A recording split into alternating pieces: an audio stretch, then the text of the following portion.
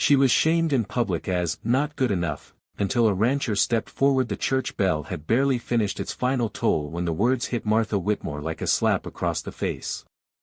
"She's not good enough for decent company." Young William Colt's voice carried through the morning air, clear as the crack of a whip. "My father says women like her bring shame to respectable families."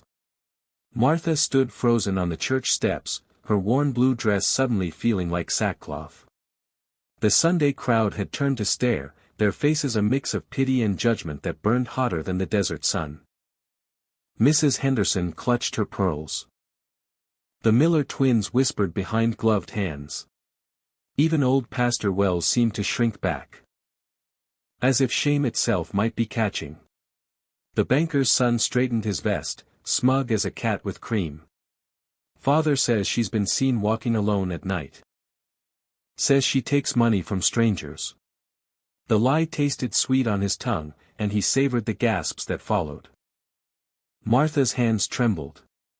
The truth was simple enough: she worked late at the laundry, scrubbing clothes by lamplight to keep food on her table. But truth had a way of drowning in a flood of whispers. "Please," she whispered, but her voice cracked like dry leather.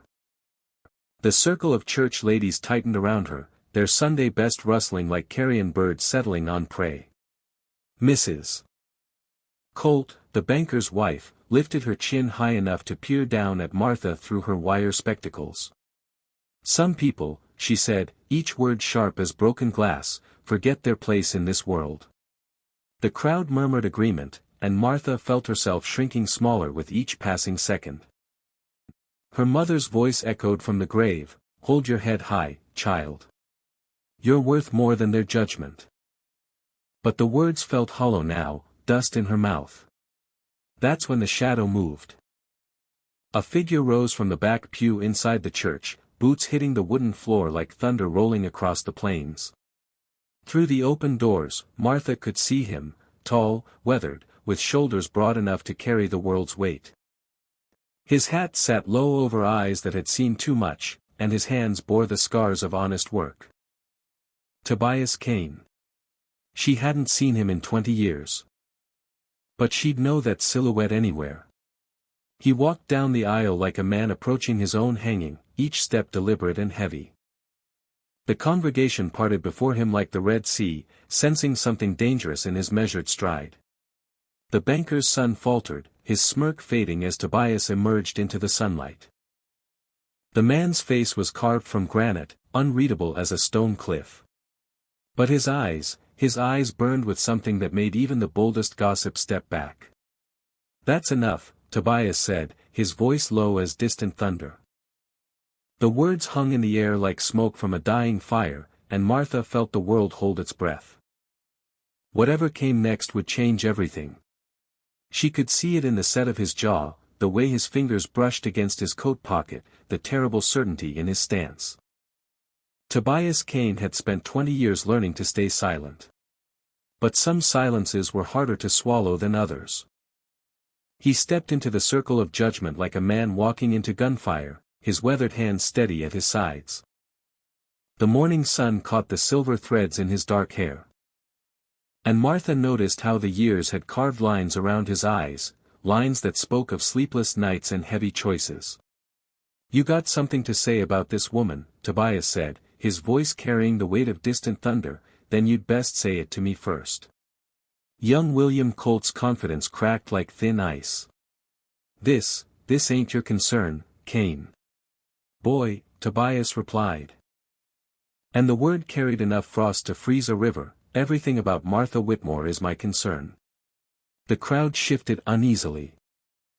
Mrs. Henderson's fan snapped shut. The Miller twins stopped whispering. Even Pastor Wells seemed to lean forward, sensing something momentous brewing in the morning air. Banker Harrison Colt pushed through the crowd, his face red as a brand. "Kane, you got no business here. This is a family matter." Tobias turned his attention to the banker. And something flickered in his eyes, old anger, carefully banked but never extinguished. "Family matter, you say?" Martha's heart hammered against her ribs. She could feel the tension coiling like a rattlesnake ready to strike. Whatever Tobias knew, whatever truth he carried, it was about to tear through Redemption Creek like wildfire. 20 years, Tobias said, his voice dropping to barely above a whisper. The crowd strained to hear, drawn forward by the magnetism of secrets about to be revealed. 20 years I've kept my mouth shut about what happened that night at the river. Harrison Colt went pale as Winterbone. Don't. But Tobias had already stepped past the point of no return. He reached into his coat pocket and withdrew a folded piece of paper, yellowed with age and worn soft as silk. Martha recognized her own handwriting, faded but still readable. Letter came for you, Harrison, Tobias said, holding the paper like it might bite. Night before your wedding. Martha was leaving town, heading east to her aunt's place. She was carrying something precious, something that belonged to you. The silence stretched taut as a bowstring. Martha felt the world tilt beneath her feet, memories rushing back like a dam bursting. The secret she'd carried, the choice she'd made, the sacrifice that had cost her everything. She never asked for money, Tobias continued, his eyes never leaving the banker's face. Never asked for your name or your help. She just wanted you to know before she disappeared forever. But that letter never reached you, did it? Harrison's wife looked between the two men, confusion and dawning horror warring in her expression. What letter? Harrison, what is he talking about? Martha closed her eyes. She could see it all again, the moonlight on the creek, the promises whispered in darkness, the morning she discovered she was carrying Harrison Colt's child. The choice to leave rather than destroy his engagement. The miscarriage that came 3 months later, along with the fever that nearly took her life. I delivered that letter to your father instead, Tobias said. And his voice carried the weight of 20 years' regret. Thought I was protecting you both. Thought silence was kindness. The paper crackled as he unfolded it. And Martha's own words seemed to echo across the years, I'm leaving tomorrow. I wanted you to know there was a child. I won't ask anything of you. Some love is too costly for this world. The letter trembled in Tobias's weathered hands like an autumn leaf clinging to a dying branch. 20 years collapsed into nothing. And suddenly he was 25 again, standing in the banker's study with secrets burning his tongue. He remembered Harrison's father, old Ezekiel Colt, with his silver beard and iron will. The man had read Martha's letter twice. Then fed it to the fire without a word. Some storms, he'd said, are best weathered in silence. Tobias had believed him then. Young and foolish, he'd thought silence was mercy. But Martha's face haunted him through every season that followed. He'd seen her working late at the laundry, lamp burning past midnight. Watched her grow thin and hollow-eyed after she lost the baby. Observed from a distance as she rebuilt herself, piece by careful piece, into something harder than before. You knew, she whispered. And the words cut him deeper than any blade. I knew, he admitted, his voice rough as sandpaper. God forgive me, I knew. And I did nothing. The crowd stirred uneasily. Mrs. Colt had gone white as fresh snow, her hand pressed to her throat like she couldn't breathe. Young William looked between his parents, understanding creeping across his face like shadow. Harrison stepped forward, his legs unsteady. Martha, I never got the letter. I swear on my mother's grave, I never knew. But Martha was looking at Tobias now, 20 years of hurt and confusion finally finding their answer. You carried this all this time. Like a stone in my chest, he replied. Every day, every night. Watching you struggle alone, knowing I could have changed everything with a handful of words. Harrison Colt had built his life on the foundation of other people's silence. Now he watched it crumble like a house made of sand. His wife's eyes bored into him with the intensity of heated steel.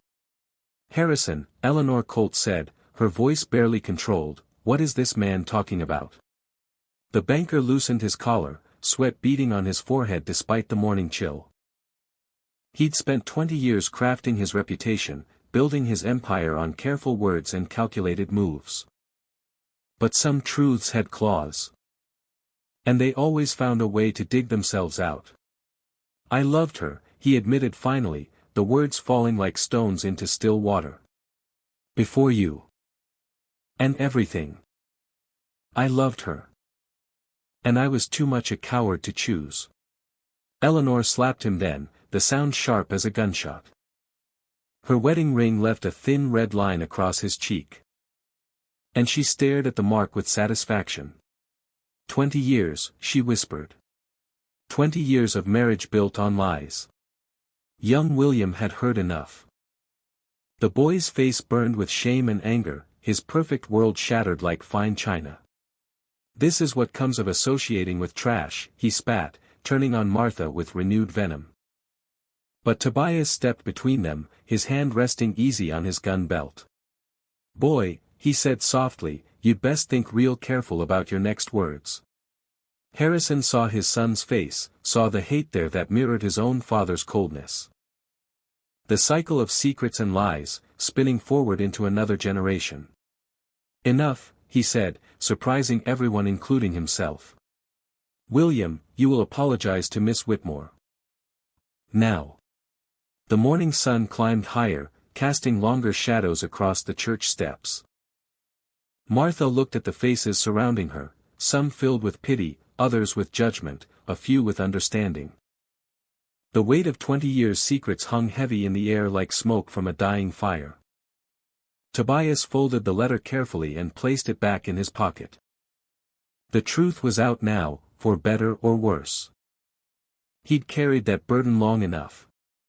Martha, he said quietly, extending his hand like he was gentling a wild horse. You don't have to face this alone anymore. She looked at his weathered palm, scarred from years of honest work. Then she placed her hand in his, feeling the calluses and warmth, the steady strength that had waited 20 years to offer itself. Thank you, she whispered. And the words carried the weight of forgiveness and something deeper, the possibility of redemption, even for the worst mistakes. The crowd began to disperse, whispers following in their wake. Some would condemn, others would gossip. But a few would remember the courage it took for a man to speak truth when silence would have been easier. As the dust settled and the church bells faded into memory, Tobias and Martha walked away together, their shadows intertwining on the sun-baked ground. Behind them, the Colt family stood fractured and exposed, learning that some prices are paid in full, no matter how long the debt remains hidden. In the end, honor had walked through fire. And somehow, both had emerged scarred but still standing.